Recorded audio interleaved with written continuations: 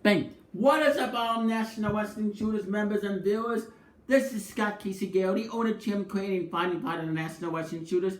And today, I'm gonna give you my NWA National Wrestling Alliance Power Episode 1 review. They were at the GPB Studios in Atlanta, Georgia. In Atlanta, Georgia.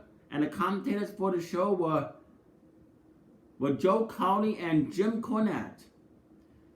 I mean, the NWA has been around for 71 years. I mean, 2017, Billy Corgan, formerly of the Smashing Pumpkins, purchased the National Wrestling Alliance, and he continues to keep it real. He continues to keep it old school, and he continues to make it better and better and better. And this was definitely a really great premiere. And also, NWA Powerrr episode is on the YouTube channel and the Facebook page at every Tuesday at 6:05 p.m. So check that out because you won't be disappointed. Okay, let's begin. So NWA World Heavyweight Champion Nick Aldis, formerly known as Magnus in Impact Wrestling, joins David Marquez for an interview. And Aldis talks about his nearly year-long reign as champion. He says NWA went from a punchline to a headline, but the NWA is here to stay.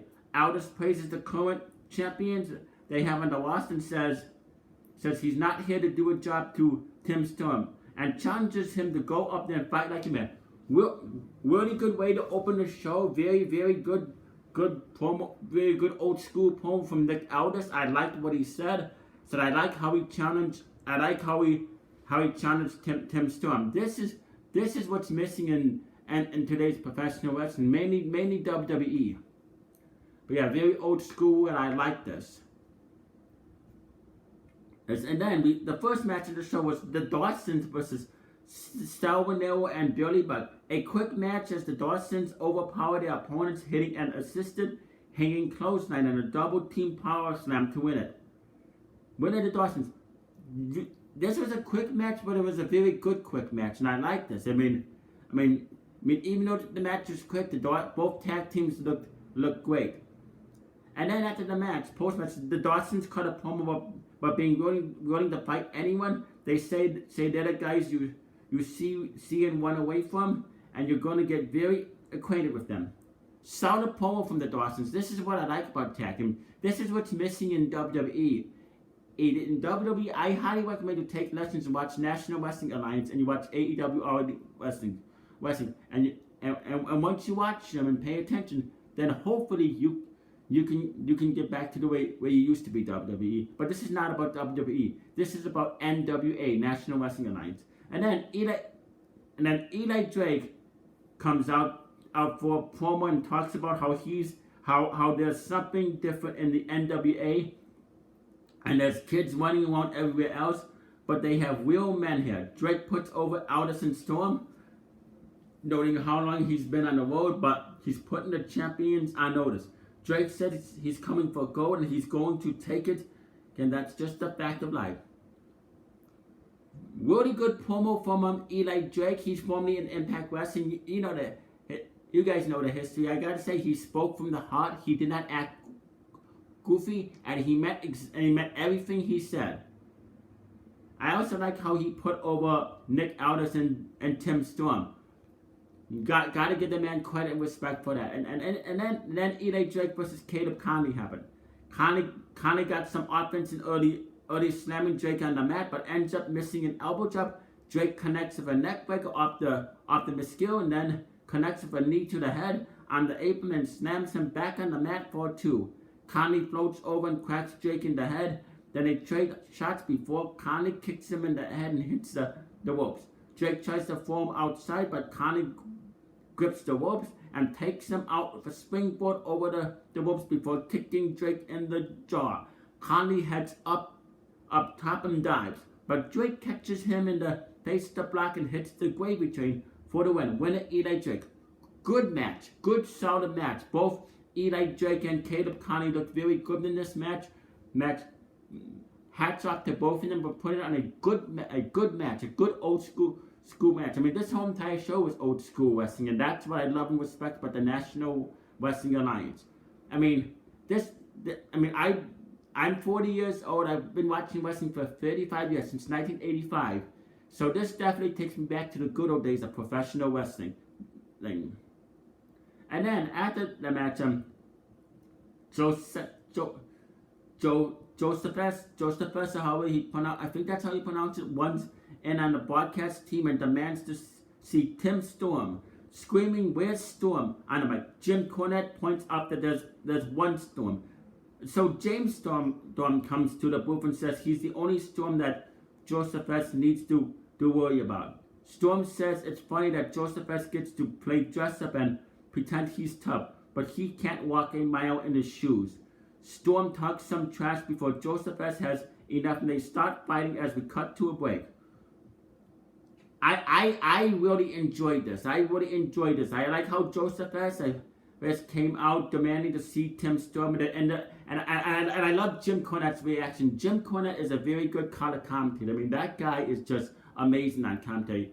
On commentary, he knows how to commentate and he knows how to call match. And Joe, and as there's Joe Gotti, but I like this. I liked how James Storm came out. He's also formerly in Impact Wrestling as well, and I like the broad routine. I mean, this reminded me of how back in the WCW days, World Championship Wrestling, they used to do things like this, or even back in the old WWE days, in the Attitude and the Golden Era. I mean, this is what I like. I definitely feel like a kid in a candy store because this is the kind of wrestling that I enjoy. So this was very entertaining, and I think this is going to end up leading to a match between the two. And I know they will put on a good match. And then the Wild Cards versus Danny White and Mims. Isaacs attacks White early, then Latimer tags in and slams him before Mims tags in. Latimer sends him into the corner, and then Isaacs hits a clothesline off the tag before Latimer spears his opponent. Isaac stomps him in the corner, whips him towards Latimer, who hits a pop-up powerbomb. Latimer sends him back to Isaacs, who hits a German suplex for the win. One of the Wild Cards. Good tag team match. Very good tag team match. I really enjoyed this. I mean, I like this. And like I said, another very old school classic wrestling match. Very, very good. And then after that, the Wild Card cut a promo about being the champions, telling the world that they are two thoroughbreds and built for this. Eddie disrespected Bram. Oops, Tommy Boy and the titles look good on them. But guess what? In Eddie's world, they don't speak for underdogs and outlaws of the world. Latimer and Isaacs get heated and step right up them. Homicide joins Kingston as we cut to seeing James Storm and Josephus continuing their fight. Storm breaks free from agents and follows Josephus into the crowd. Then they make it back into the ring, but Josephus backs away and tells Storm to put his hands behind his back. Storm obliges, but the ref rings the bell and we're getting an official match right now. Yes, this is what I'm talking about. So it's James Storm versus Josephus. Storm super kicks a charging Josephus, and that's it. Winner James Storm. It was a squash match, but I liked it. I liked how James Storm and Josephus brought. I like how they continued to brought after the tag team match, and gotta say, this was very enjoyable. And I think they're gonna wrestle again because these guys can go. So I like to see more wrestling matches, more old school wrestling matches between James Storm and Josephus. I know that NWA is gonna give the fans what they want. They're gonna make if they ever have another match, I know it's gonna be good. I can just feel it. I'm getting that old school feeling. And then, so after the match, Storm knees Josephus in the head after the bell, then connects with another last call super kick and makes Josephus suck his own thumb. That was funny. That was just funny. That's how you do it. That's how you continue about. That's how you make the other opponents look good. I mean, James Storm and Josephus, they made themselves look like stars. They made themselves look like wrestlers who can actually cut a promo and give the fans what they want. And then backstage, Tim Storm talks about 10 pounds of gold defining him as a wrestler, noting he did that title justice and reigned with style and class for over 400 days. He says Nick Aldis is giving him one shot, and he's doing it because there's nothing more important than the NWA World's Heavyweight Championship. Storm says, if you have had one shot, would you reach out and grab your dream or let it slip through your fingers? He says the truth is, under those circumstances, he can't lose, and tonight's that night. Very, very, very good classic, like old school promo from Tim Storm. He was very old school. He was speaking from the heart, and he meant every single thing he said. As a matter of fact, this takes me back to the WCW World Championship Wrestling days, back when they would cut backstage promos before they got in the match, and they would mean what they say. I mean, I'm loving this. I am loving NWA. NWA is definitely making me feel like an old school wrestling fan. And this is what's been missing from professional wrestling. And thank God we have AEW, All Elite Wrestling, and NAW. And thank God thank God we have AEW, All Elite Wrestling, and NWA, National Wrestling Alliance, like as better alternatives than what WWE provides for us.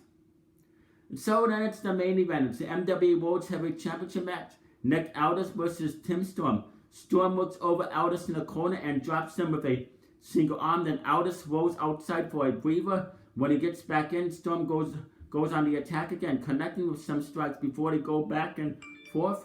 Storm gains the upper hand and applies a figure four, but Aldis makes it to the ropes and to break it. Storm goes for a superplex, but Aldis fights back and sends him to the mat. He heads up top and connects with an elbow blow to the back, then applies a cloverleaf as Storm claws to make it to the ropes.